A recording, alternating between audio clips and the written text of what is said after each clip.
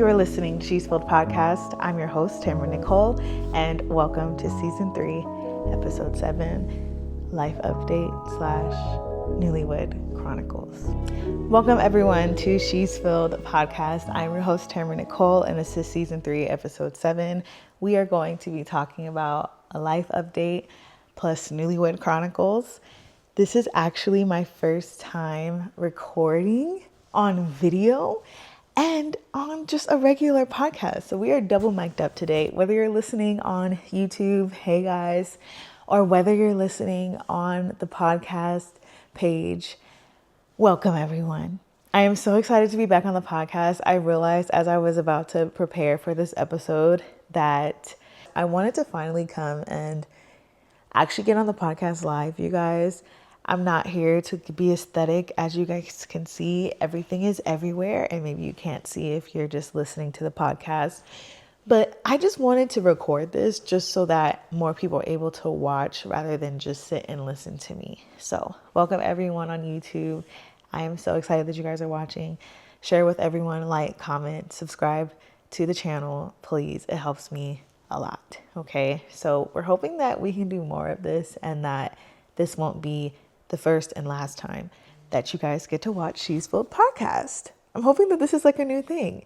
If you're new to the podcast, welcome. Again, my name is Tamara Nicole. You can follow me on Instagram at Tamara Nicole and also subscribe to my YouTube at Tamara Nicole. I am a newlywed. I just got married. I don't even think I've been on the podcast married. I have been on the podcast engaged, but not married. Quick update. Me and my husband, we decided to go get married in February of this year. We are still having our wedding in September, but we got engaged in December, and we had agreed even before engagement in like October that we were going to get married in February. We didn't tell anyone. We kept it a secret.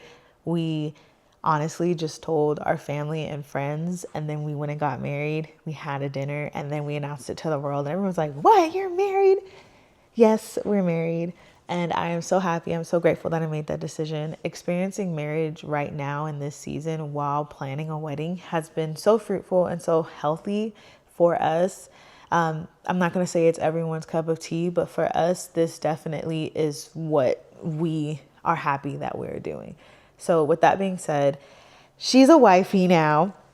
It's crazy to think that this podcast started as Tam's World Podcast, and the first episode was called Single and 23, and now I'm married and 27.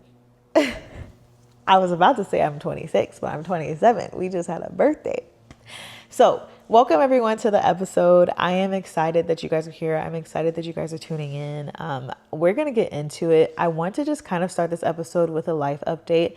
But obviously we're going to focus on marriage and focus on some things that I've noticed because I've received a lot of questions as far as my experiences in marriage. And I honestly realized I have not talked about it with you guys. And I'm actually proud of myself for not being so open about my experiences in marriage yet, because I wanted to fully get the full experience before I just came out with information. Because when you first get married, day one of marriage, it's nothing.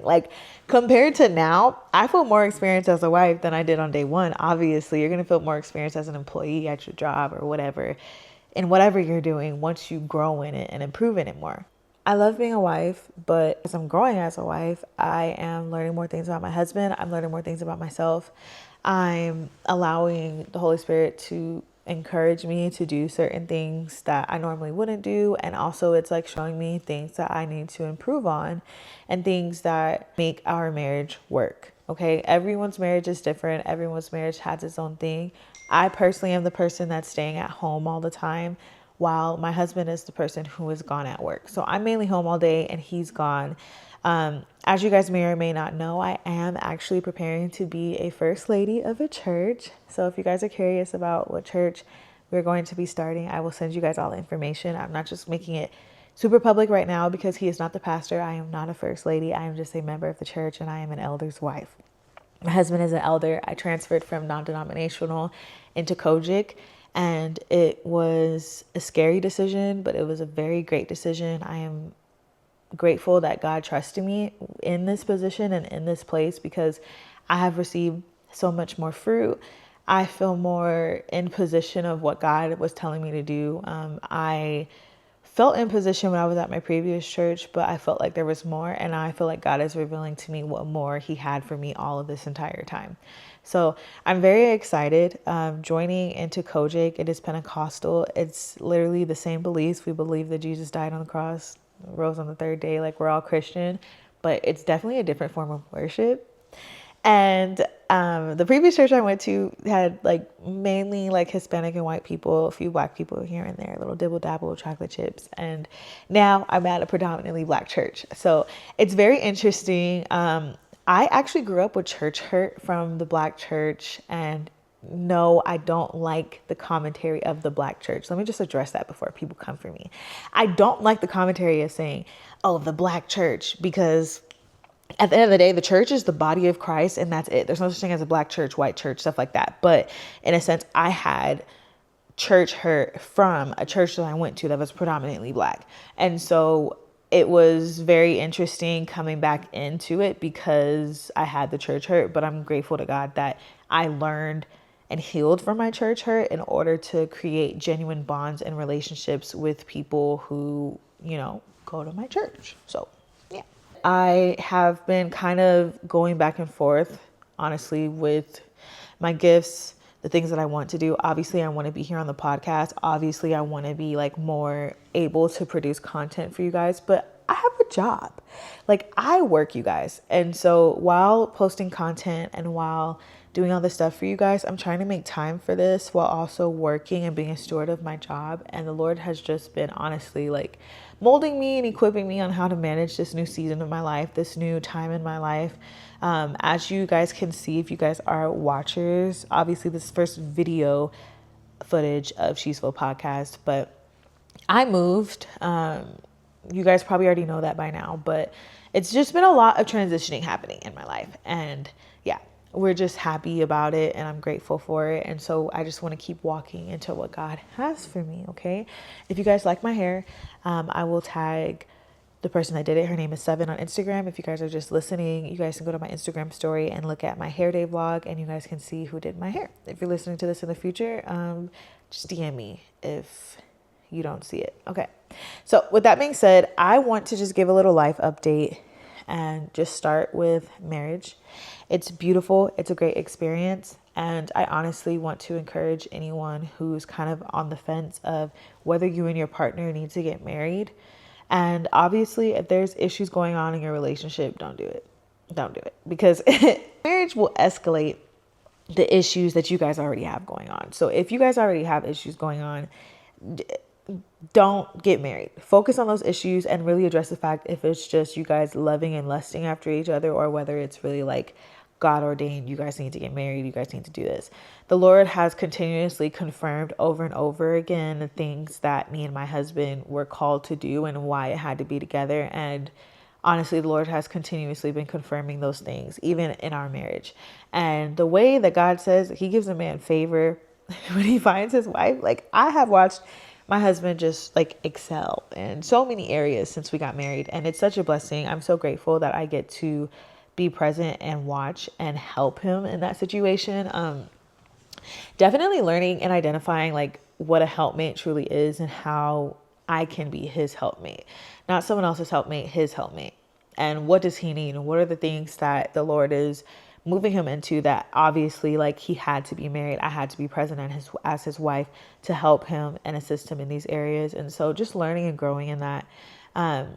Obviously, I sometimes feel like I have imposter syndrome when it comes to like the gift that I have and the confidence that I have to even get on a mic and come and speak to people and even do public speaking as well. And I'm honestly been walking and being more confident in that and who I am. And honestly, the reason why I'm here on this podcast right now is because obviously there's a word that needs to be given out. And yeah, I can be used as a vessel to do that. And that's what I want to do. So as I said, everything has been kind of hectic. We have been working. We've been trying to grow in our content creation, trying to, figure out what is going on in my life. I actually just started school. And so I have class early in the mornings before I go to work. And it's been super helpful. while super tiring. I am not a morning person, you guys. I hate getting up in the morning. I don't want to get up in the morning, and it has forced me to kind of get up and get my day started. But what has been beautiful and helpful is by the time I'm out of class, like I'm up, I'm ready, my work is done way before, and I have more time to like create content, clean the house. That's a big thing right now. It's just like keeping the house clean for my husband when he gets home so that we can just have time together, because my husband, if the house isn't clean, he will come home and start cleaning. And I'm happy and I'm grateful about that. I'm happy that he will come home and start cleaning. But at the same time, it's like, you've been gone all day. I want to hang out. I want to spend some time. So trying to manage school, work, content creation, cleaning the house before he gets home, and also various things that happen just in my life, and also doing this stuff, it's been a lot and it's been interesting. But the reason why I got on the podcast is because I did a Bible study on marriage, and I have my notebook out right now, and we're going to flip and turn to the study. This is an episode that I've been wanting to actually do with you guys for a while, but I didn't do it because it was one of those things where I felt like I needed context for you guys in order to really like not just give you the information that I received, but also to be able to like truly like relate to it and give my personal take on my first almost 3 months of marriage. We'll be 3 months married May 5th. We got married on February 5th. We'll be 3 months married May 5th. So not to say I'm a pro at this. I'm still a newlywed. I'll forever be newlywed for at least the next 2 years. But at the end of the day, I am coming to you as a 3-month married woman with a study that I did as far as how we can seek God in marriage. And I want to talk to you guys about that. And I want to come and read it and go over it and dissect it and really actually get into the meat of it and see what is something that we can all get from it. So with that being said, I did a Bible study on February 19th, and I'm just getting to it today, and it is like April 24th. So obviously I took some time to actually sit in my marriage and see what's been going on and how I've been feeling in order to come and really give you guys some real insight. Okay. So with that being said, this Bible study is called Seeking God and Seeing God in Your Marriage. And so immediately when we got married because his lease was about to be up. He was going to start looking for an apartment, and apartments are expensive, especially as a single man just doing it by yourself. And for me, it was like, I have a whole house. Why don't we just go get married so that, we can save money for the marriage instead of working on that, focusing on that. He agreed, and we were all in agreement. We got married. It happened. But it was like, as soon as we got married, the enemy just like came right in. Like it didn't take long. It was just right then and there. Enemy came in and tried to do stuff. So he still was on his lease. He was living with his mom at the time. And the second day that we got married, like the night that we got married, he came home. We consummated the marriage. It was great. It was an amazing time. He went to work the next day because it was literally a Wednesday. The next Thursday, he had to go to work. He didn't take off because we were literally leaving in 5 days to go to Hawaii, and he didn't want to lose that money on that check, and I didn't want him to lose money either. Long story short, he didn't come home the second night that we were married because he didn't want to have to drive as far as he would have had to if he would have came home. I was mad. I was upset. I was very angry. It was like, really, bro? Like, really? Our second night of being married and you go back home to your mom? Really?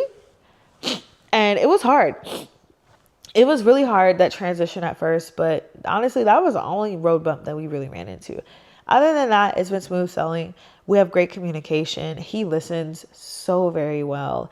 And I'm honestly just grateful for my husband and who he is, because I've been through a lot with other men. And like, even though, yes, that was bad and it wasn't something that I was okay with, it's not like he did it with bad intent. It wasn't something that he was like going behind my back or something. He told me. I just didn't like it.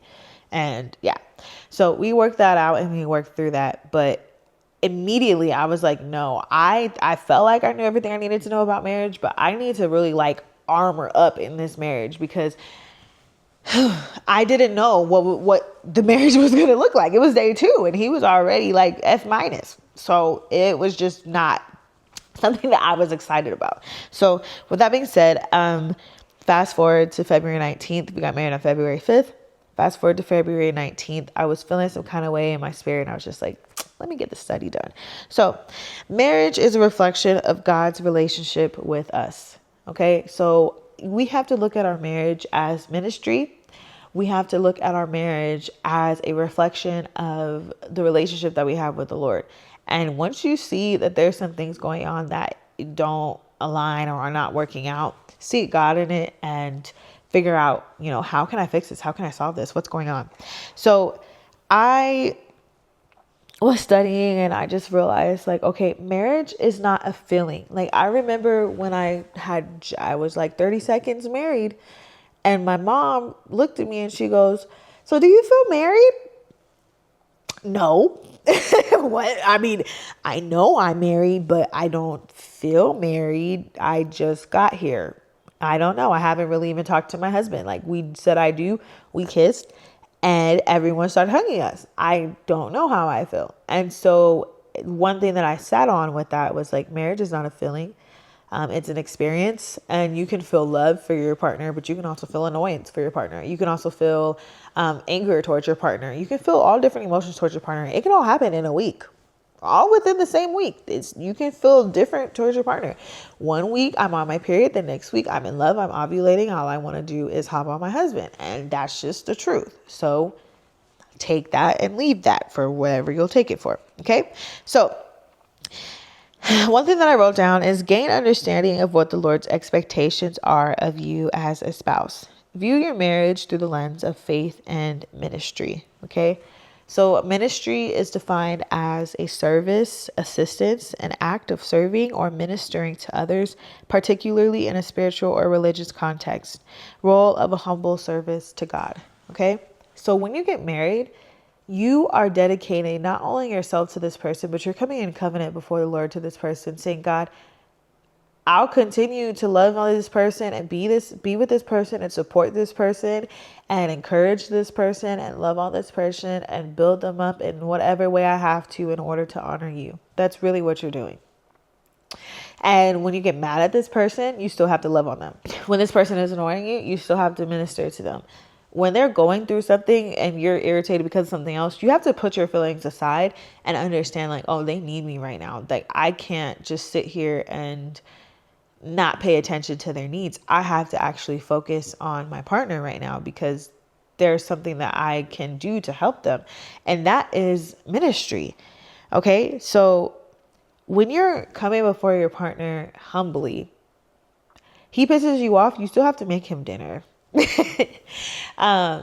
You're tired. You don't want to deal with anyone. You don't even want to socialize. You still have to talk to your partner. You still have to socialize with them. You still have to love on them. You still have to get up and clean the house. You still have to get up and do things for them, with them, support them. That's honestly what marriage is me supporting you and you supporting me. If I'm feeling low right now, come help me pick this up. And he does a great job at that, and vice versa. So marriage is ministry. At the end of the day, if you don't know how to serve someone, don't get married. If you can't be humble and serve someone that you're not liking at the moment, don't get married, because you're going to have to do that. And there's going to be times where you're going to absolutely love serving your husband. I love serving my husband. It's rare that I don't like my husband, but I take pride in serving him. I take pride in being able to take care of him and loving on him and making sure that when he gets home that he feels so comfortable and confident. And I even love when he just comes home and goes straight to sleep. Like that is a compliment to me, because it's like, okay, like you come home and you find peace. Like I'm grateful for that, because there's some men who come home and some women who come home from work and they don't even want to see their partner. They don't even find peace in seeing them. So I'm grateful that my husband comes home peaceful. Okay. And that is a part of my ministry to him and to the Lord. Faith is a belief. It's a trust. It's a confidence. It's assurance in something is true, particularly in relation to God's promises. Okay.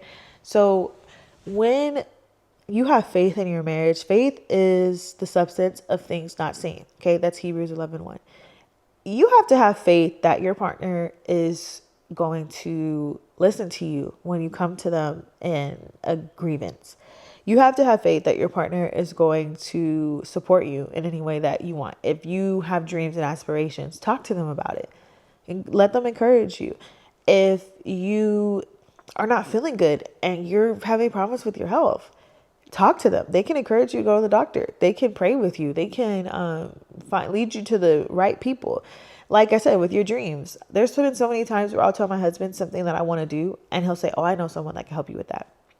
Oh, I know someone that can do that." Like, he's helped me connect with so many people that have allowed me to honestly just operate, even in ministry, in my gifts.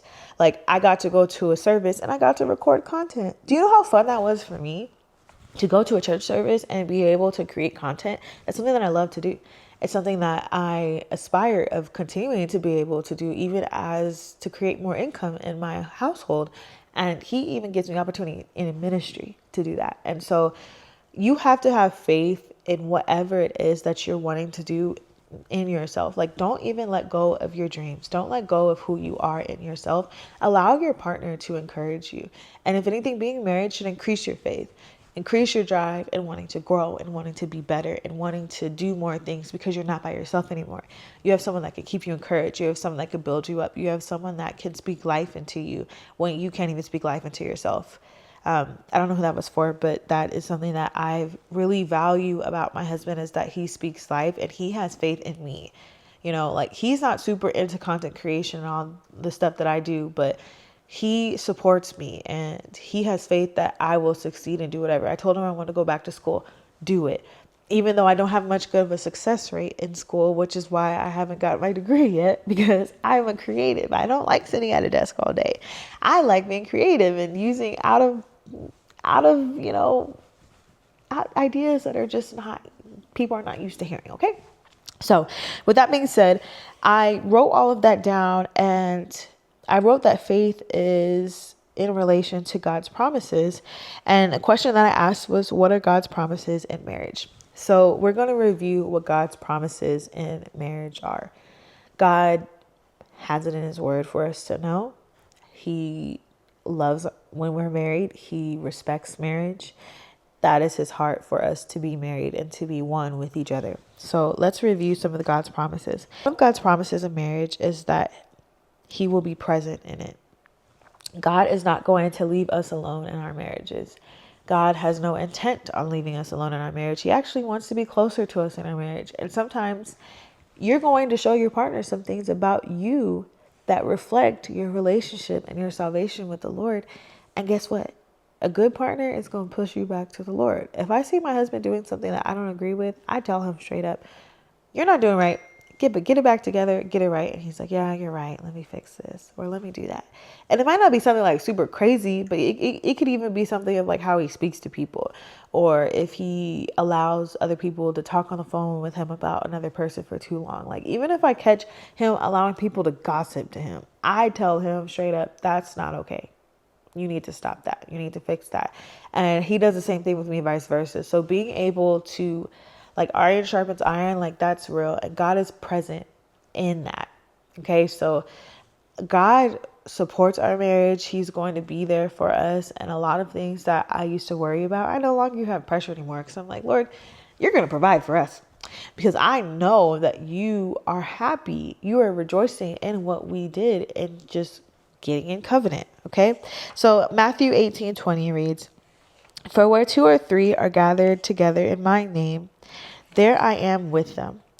God promises to be present with couples as they come together in his name, guiding and blessing their union. Okay. So God is not going to leave us alone in our marriages. He is actually going to equip us. He's going to strengthen us. And that's why it's so important to make sure that you marry someone who loves the Lord. Because when 2 or 3 are gathered in his name, that's the important part, in his name. If you're married to someone or you're dating someone and they don't believe in Jesus, I would encourage you to go break up with them and find someone else. Break up with them because they don't love Jesus? Yes. Yes, absolutely. Break up with them because they don't love Jesus. Why? Because at the end of the day, you need to be with someone who can encourage you in the word, who can hold you accountable to the word. And they can't do that if they don't know the word. And if they don't believe in God, if they aren't walking in their salvation, then the Lord isn't in that. The Lord isn't in it. He's not going to just be, he can be there for you and he can support you and equip you, but it's just going to be 10 times harder when you're not married to someone who loves the Lord. So you'll say, Tamron, well, I'm still growing in my relationship with the Lord and my boyfriend isn't there yet. I hate to tell you this. Well, I don't hate to tell you this. I'm going to tell you this to tell you the truth because I was there. You can listen to other podcast episodes from a couple years ago. I was there. You have to remove yourself from that relationship. And that's the hard part, is that once you realize, oh my gosh, I've been running from God. I've been absent from the Lord. And now this person that I'm sleeping with, one, you shouldn't be sleeping with them. Two, that they don't love God. Yeah, it's time to break it off. And I promise you, it will hurt. It will hurt bad. But the Lord has something better for you. The Lord has something better for you. The Lord has something better for you. I am so grateful for my husband. I never, like, even if the Lord was like, I'll give you your ex back, he loves me now. No. I love my husband. I love everything that he does for me. I love how he treats me. I love how he makes me feel like just a woman, and just how valuable I feel and how confident I am in myself from his support, from his love, from his presence. Like, I love my husband, and that's just what it is. Another one of God's promises in marriage is his faithfulness within the covenant. Mark 10:9 reads, what therefore God has joined together, let no man separate. Okay? God is faithful in the covenant. No man can come between a marriage that is there and present because of the Lord and because of the two people's love for the Lord. And I can say straight up, just like 100%, ever since we got married, God has just been showing up in the small places. Like, whether it be financially, we're wedding planning, money is tight, he shows up. He shows up. When it comes to church, we're needing things in the church. We're trying to grow the ministry. We're trying to get more visitors. We're trying to invite more people. He shows up. All of a sudden, people in the ministry are functioning. They're working properly. We're saying, oh, we need this done. We need that done. We need more space. We're moving in our things. We need more room. He shows up. I'm telling you, no person can come between. No man can come between. You will have some people who don't like the fact that you're married. You will have some people in your life who don't even respect marriage. Let's just be real. I had a family member who I don't feel like this person respects marriage. I don't feel like they do, because if they did, they probably wouldn't have responded to me getting married the way that they did. I had a person where I told them that I was getting married in February and that it was a secret and we were getting married in October. Why would you do that? Why would you get married now before the wedding? You're going to miss out on your experience of being married. You're going to miss out on the experience of the wedding. It's not going to be as special at the wedding when you get married. Why would you do that? Actually, if anything, I'm actually more grateful for Riley. I'm actually more grateful for the fact that I got married, because come September, I love my husband so much more. It means so much more walking down the aisle to me now than it probably would have then if I hadn't got married. I'm able to reflect and see what the Lord has done in our marriage and the time of us planning this wedding, of us trusting him in our finances, of us trusting him and bringing us together as one daily, of us learning how to merge our schedules and how to get an understanding of, oh, we're married now. We can't just be doing the same things we were doing when we weren't married. Not like changing our lives completely, like our lives. Your life changes. I'm not even going to say that. Your life changes when you get married. If you guys are even dating, if you're engaged, you're not living together. You're not having the day to day. You don't see what they're doing all the time. Like my husband, he will sit on the phone with people all day long. He will sit on the phone when he gets home all day long. And I have to tell him, sir, you have been gone since 4 a.m. You don't get home sometimes till 4 p.m. Sometimes you go to sleep when you get home and then your phone rings and you sit on the phone for 2 hours. Absolutely not. And these are things I had to bring him and make him aware of. Why? Because while you are still having a good day and a good time, I want to spend time with you. I want to talk to you. I want to experience marriage with you at home, not just being able to say I'm married on social media, but to actually experience it at home. You got to be home for us to experience it. Okay. So you're going to have to put your foot down sometimes in marriage. And there's going to be people that are going to either intentionally or unintentionally try to separate your marriage. But understand that like the scripture says, what therefore God has joined together, let no man separate. Let no person come in between your marriage. For the husbands and for the wives, do not let anyone come in between your marriage and try to tear you guys apart, because that is where strife can come. That is where hostility can come. And if you notice that your partner isn't okay with certain people that you're letting around you, they have to be cut off.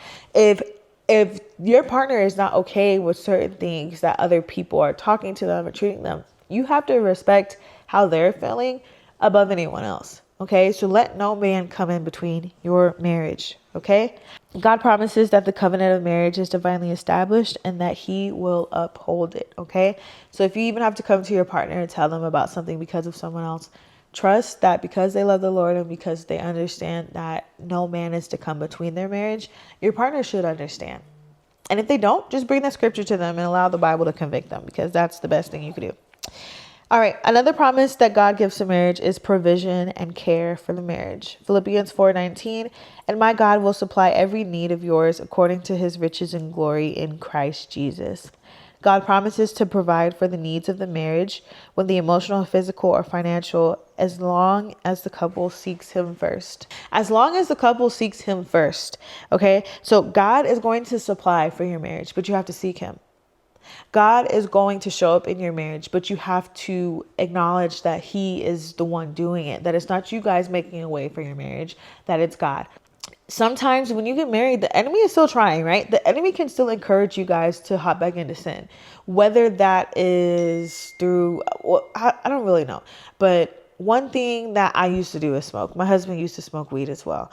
And immediately the enemy will try to come in and try to make y'all, all of a sudden, you're stressed out over the financial, you're stressed over the bills, and now everyone wants to go to the dispensary. No, that can't happen. And you guys have to put your foot down and say, no, we're not doing that. We're not going to do that. A lot of times there could be other things in marriage that the enemy will try to come in and destroy, of creating strife, of creating problems with finances. Don't do that. You guys should have already had the talk financially before you even get married. If you guys have not had the financial communication of what does our marriage look like? What do our finances look like? What are we doing with our money? You guys should not get married until you guys have that conversation. You need to know, how much money is this person bringing in? How much money is this person pushing out? Right? Because at the end of the day, someone might make more money and that money might need to get contributed to help towards the bills. The goal is not to get put more into debt. It's to help each other get out of debt and to increase income, to increase revenue, increase finances. And whatever that looks like for you guys, that's your guys' business. And that's just what it is. And the Lord will provide. Like I said, every time we're in need of something, the Lord provides. He shows up. But that's because we're seeking him. Like, we're actually talking to each other. We're actually being intentional in our marriage. And that is so valuable and so important.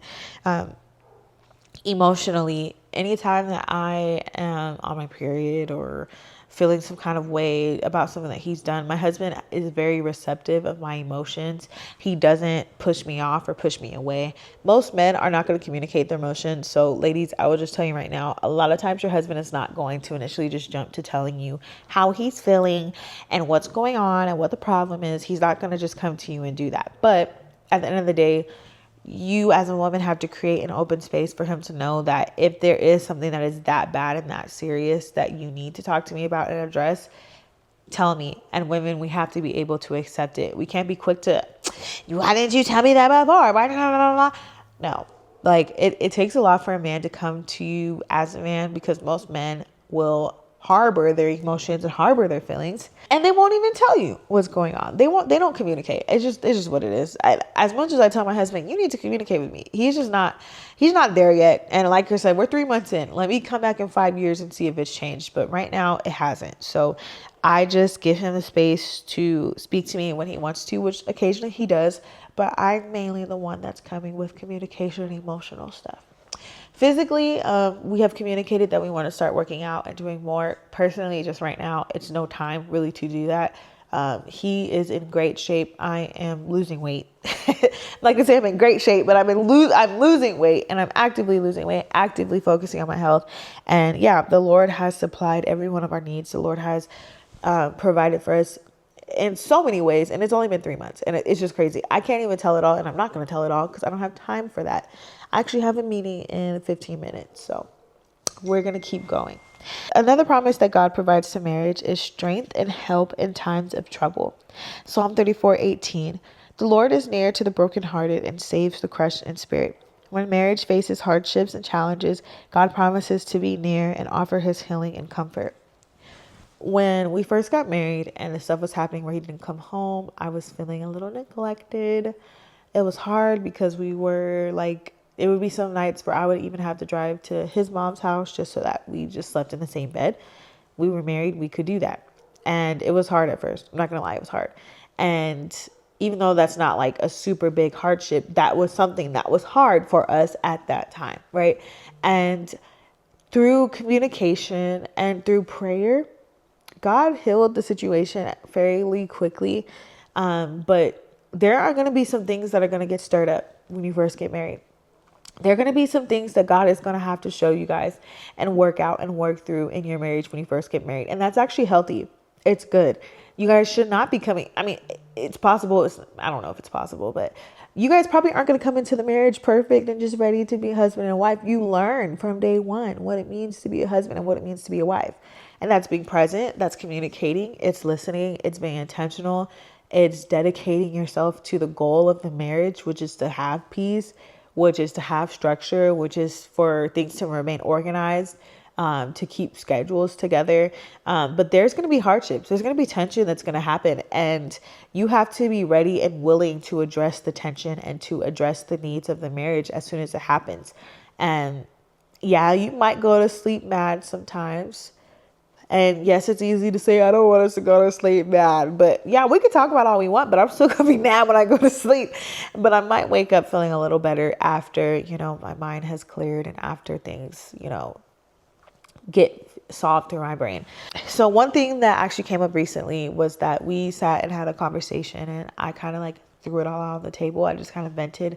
I was about to start my period, and I usually get more emotional when I'm on my period than when I'm not.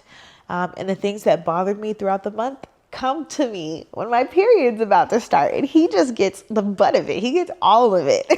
And I had to come to him and tell him like, hey, these are some things that are bothering me. These are some things that I'm having trouble with on forgiving you for, or whatever the case may be. And he just listened and he apologized, and immediately like he just changed it. Right? Your partner's not going to know what's going on. And you might be having hardships in your marriage just because you lack in communication. Well, okay. So there's healing and comfort in being honest and communicating with your partner. There's healing and comfort that comes from just going and talking with the Lord. And one thing that I was reminded of when I had first got married was that I have access to Jesus still. I still had access to the Holy Spirit. And that was the most comforting thing, was like, even though I felt alone at first, I still found confidence in knowing like I'm actually never alone. I learned this in my single season, that I'm never alone. And even though my husband is pissing me off right now, I still have Jesus. I can still talk to the Lord. I can still go to the Lord about my issues, about the things that I'm dealing with. And he's still present. He's still there. And I found so much comfort in that. And from that, it allowed me to gain the confidence that I needed to address my husband and to forgive my husband and to continue to love on my husband right in the beginning when the enemy immediately tried to come in and mess stuff up. And I said, no, not today. Not in this one. Sorry. She's a wife now. It's a little different now. And I mean, you can't just come in and try to get this stuff because it's not happening. Okay. So you're going to need strength in the time of trouble, and God can provide that to you. Okay. Blessings of unity. This is another promise of the Lord. Psalm 133:1. Behold, how good and pleasant it is when brothers dwell in unity. God promises blessings in marriage that are built in unity and love. When me and my husband are united, there is nothing that can stop us. Okay. When me and my husband are like this, which 80% of the time we are, 85% of the time, I'm going to give it a little more. we are unstoppable, and especially in ministry. It's like when we're connecting, when we're here, when we're bouncing ideas off of each other, it is so beautiful. Like, it's such a blessing. And honestly, like, everything else just is good too.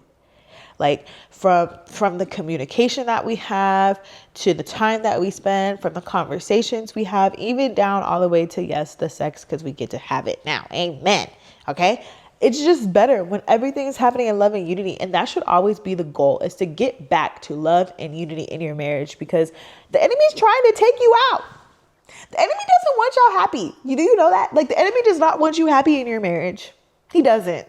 So you have the power to fight back and do that. Be united with your partner.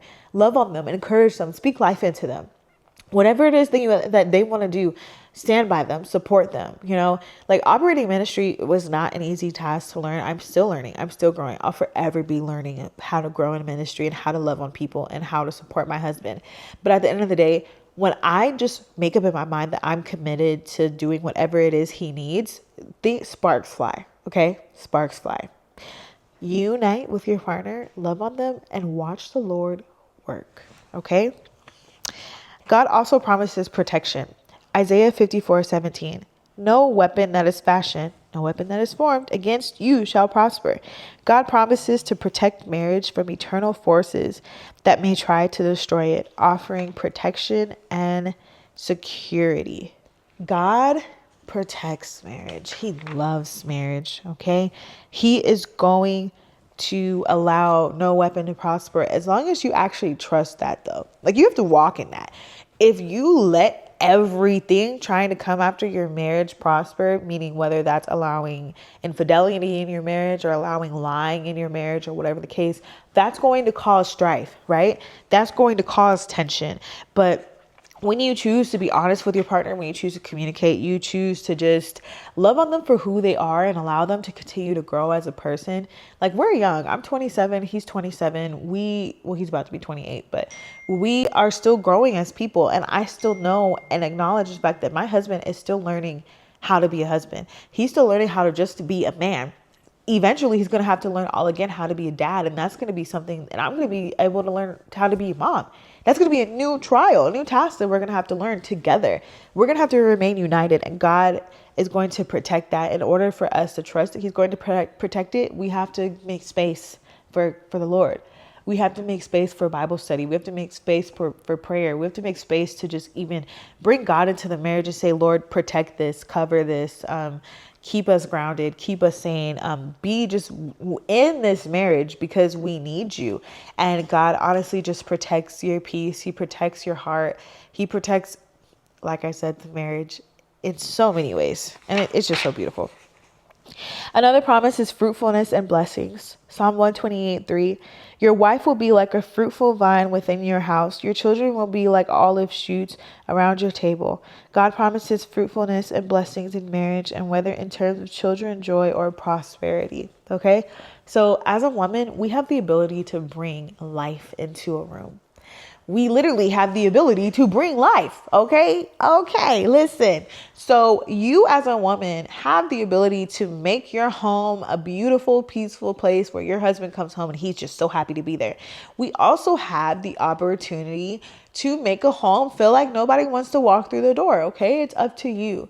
But as long as you remain walking in your fruit, God is going to not only bless you, all of a sudden you're glowing, all of a sudden you are amazing. Your husband is so in love with you. You're so beautiful. The kids are happy. The kids are moving because you are staying purposeful. You are staying encouraged, and you are staying intentional in what it is that you are doing. And that is such a blessing, because even as we don't have kids right now, but even just thinking about, okay, me even practicing right now, just making sure that this house is clean.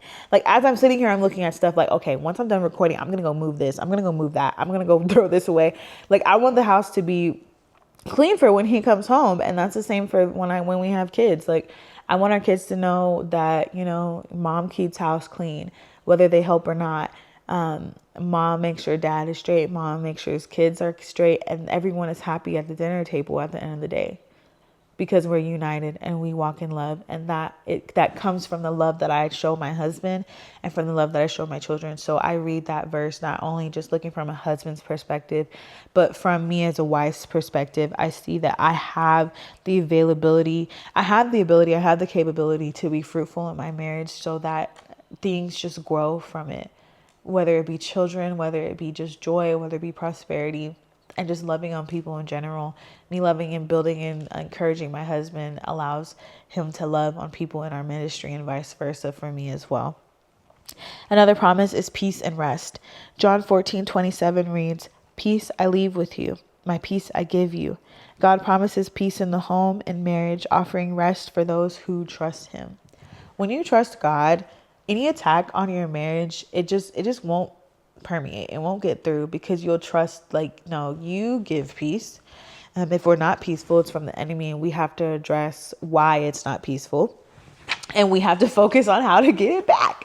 And once you're able to find that out and figure that out, there's no stopping you guys. Like, it's up from there, because peace, even in times of trouble, like that's what the Lord provides. He provides peace even in times of trouble, even in times of confusion, even in times of just things are tight. Like even right now, we're planning a wedding. Things are tight.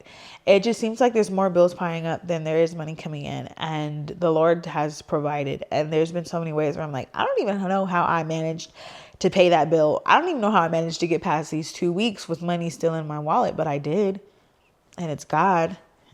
And it's just been peaceful, even in times where it's not a peaceful situation, but you just have this peace over you that is, it's unexplainable, but it's the power of God that provides it.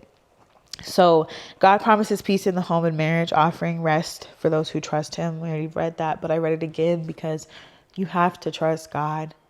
You have to trust God in anything that you guys are going through. You have to trust him. If you want peace, peace goes beyond your understanding. When you don't understand why certain things are happening, sometimes the Lord doesn't create strife or issues, but the Lord will allow issues to come up in order for you to come out with peace or stronger fruit to create peace in the marriage. So while I was mad that my husband didn't come home our second night of being married because he had an interview and it was closer to the interview of where he lived than driving all the way here, I had to get peace and understanding, like, Lord, it won't happen again. After we have this conversation, it won't happen again. He'll be more aware of my expectations and my desires, even though, yes, we're just married. And even though, yes, technically he has another house somewhere else, we're married now. You're moving here. Let's start that now. And communication is key. Even though I felt like I communicated to him my desires, he still kind of just did whatever. And I had to be peaceful and address it without yelling, cussing, screaming like I probably would have done back in the day. But she's healed now. She's healthy now. She's a wife now. She can't be going off on her husband just any kind of way willy-nilly, because I'm held accountable to the Lord for how I treat my husband. I'm responsible for how I love on him and how I talk to him and how I just support him. And I have to maintain that and focus on that. So keeping peace and allowing the Lord to give you peace and trusting him in times where you don't understand or you don't like it. That's very important and very valuable. So God promises grace and growth. 2 Corinthians 9:8 reads, "And God is able to bless you abundantly, so that in all the time, having all that you need, you will abound in every good work." Okay? God is going to bless everything you put your hands to in the marriage. If you and your husband invest in something that you want to do, the Lord will bless it. If you and your husband are trying to have kids and you guys are actually adamantly trying, you guys are adamantly being faithful in what he tells you to do, he will bless you. If you guys are looking, you want to buy a house, the Lord will bless you. But that's in you doing the hard work, you saving the money, you allowing God to show you and connect you with different people. Like, he is going to strengthen and equip, and he's going to create grace and growth in so many areas. And even just growing as a person, I feel so much different as a woman. Even as a wife now, I've learned so many things that I don't even feel like the same woman that I was on February 5th, because it's like, you were in love, you were excited. And even though I felt in my spirit, like I did a spiritual warfare episode before this episode, because I felt in my spirit like the enemy was going to try to start coming in, and he immediately did. And I'm going to get into deeper of that in another episode. I'm not going to do that in this episode because we're running out of time. But yes, God gives grace and there's growth that comes in marriage. And so, yeah, be ready to grow when you get married because it's going to happen. Be ready to improve when you get married because it's going to happen. Okay. And if you're not ready to grow and change as a person, you think you're perfect, you're not ready to be married because I promise you, as soon as you get married, you're going to realize there's some areas in you that you need to fix.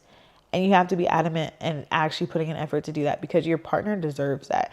Your partner deserves the best version of you and vice versa. So even though you may not always function at 100%, knowing that if I'm remaining intentional on myself and going 100 and he's intentional in himself and going 100, we're going to be at 100. So we'll be good. Okay, but either way, like there are some areas where you might fall short and your husband exceeds and your wife does better than you and vice versa. And that's the beauty in marriage. And of course, the Lord protects, supports, and honestly, he's present in your marriage. So the last thing that I will leave you with is that God provides, protects, heals, and blesses marriage as couples align their hearts with his will. When you are dating and you're in your engagement season, you know, it's exciting, it's fun, but make sure that you guys are really having those hard conversations. Like, what's the best way that you would like for me to communicate with you when we have our first argument in our marriage? Because it's going to happen. What does your nighttime schedule look like when you get home? How would you like for me to approach you when you get home? I learned, do not jump on my husband as soon as he gets home. He is sometimes getting home. He just needs to debrief. Sometimes he just needs to go sit on the toilet and not talk to anyone. And I have to respect that. And honestly, I prefer letting him do that because then when it's actually time for us to spend that time, he's not like flustered and feeling overstimulated. He's actually relaxed and ready to just wind down and come home. So there's going to be so many questions that you think you can ask your fiance or your partner before you guys get married. But a lot of things will not come up until you guys actually get married and you guys actually are like doing the nitty gritty, doing the hard work, investing in that time in your marriage. And then the Lord will show you exactly what it is that you guys need to work on, exactly things that you need to work on. And leave people out of your marriage. Do not be telling people your guys' business. I only gave you guys a little bit of tea. I did not give you all of it because that's not your guys' business and it's between me, him, and the Lord. And honestly, anything that has happened has been solved, has been fixed, has been peaceful. So I love being married. I encourage everyone, go get married. Go get married. If you are in a good relationship and you all love the Lord, go get married. I don't know what you're waiting on. Okay. So I hope you guys enjoyed this episode. I love you all. Thank you for tuning in. Stay tuned for episode 8 because I'm about to give you guys some deeper tea that's actually very serious that I want to address. So thank you guys for watching. Thank you for tuning in. I hope you guys enjoyed the video, our first video on She's Filled podcast. Thank you for tuning in, guys. Love you. Bye. For more episodes of She's Filled podcast, tune in on Apple Podcasts, Spotify, and Amazon Music. Until then, we'll see you on episode 8. Thank you for tuning in.